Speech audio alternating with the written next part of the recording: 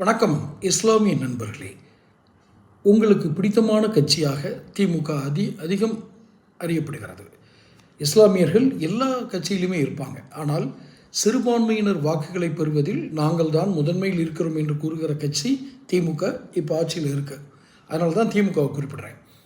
இஸ்லாமிய சகோதரர்களுக்கு நான் ஒன்று கேட்கிறேன். அல் குரான், உங்களுடைய புனித நூலான அல் குரான் அத்தியாயம் 5 வசனம் 90 என்ன கூறுகிறது? மதுவும் சூதாட்டமும் கற்சலைகளை வழிபடுதலும் அம்புகள் எறிந்து குறிகேட்பதும் சைத்தானின் அருவருக்கத்தக்க செயல்களில் உள்ளவையாகும். ஆகவே இவற்றை நீங்கள் தவிர்த்து கொள்ளுங்கள், அதனால் நீங்கள் வெற்றி அடைவீர்கள். நான் மற்ற விஷயங்களுக்குள் சொல்லவில்லை. மது அருந்துதல் மட்டுமல்ல, மது விற்பவன், அந்த விற்பனை கூடத்திற்கு கொண்டு செல்பவன், அதை பரிமாறிக்கொள்பவன், அதை எவன் பயன்படுத்துகிறானோ அவன் எல்லாருமே மார்க்கத்துக்கு எதிரானவர்கள் அப்படின்னு சொல்கிறாங்க. நீங்கள் மார்க்கத்துக்கு எதிரானவர்களுக்கு தான் வாக்களிக்க போகிறீங்களா? நான் எந்த கட்சிக்காகவும் நான் இப்போது பரிந்துரை பண்ணலை. நீங்கள் திமுகவை தவிர அதிமுகவுக்கு, பாஜகவுக்கு, மற்ற கட்சிகளுக்கெல்லாம் நீங்கள் வாக்களித்துருங்க அப்படின்னு சொல்ல வரல. எல்லாருமே மது கொள்கை உடையவர்கள் தான். மது விலக்கு என்பது அல்ல.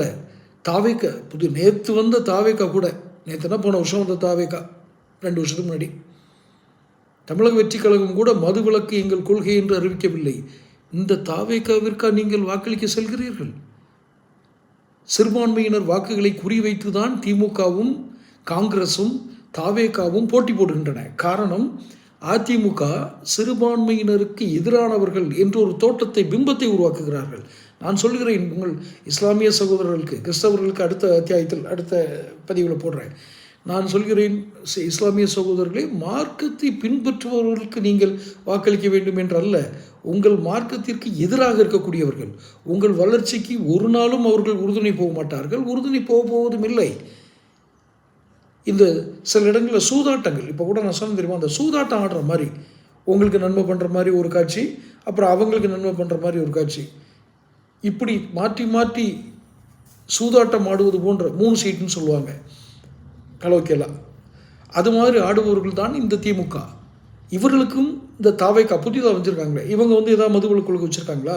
ஸோ சிறுபான்மை வகை பிரிவில் வரக்கூடிய இஸ்லாமிய சகோதரர்கள், உங்கள் வாக்குகளை கவனமாக செலுத்துங்கள். திமுகவிற்கு ஏன் செலுத்த வேண்டும் என்று தான் கேட்கிறேன். செலுத்தாதீங்கன்னு சொல்லலை, ஏன் செலுத்த வேண்டும்? உங்கள் மார்க்க பாதையில் ஒரு வழியில் கூட அவங்க இல்லை. பொதுவாக மதுவை அவர்கள் விற்கிறார்கள். மது விற்பனை செய்து கொண்டிருக்கும் திமுகவிற்கா உங்கள் வாக்கு?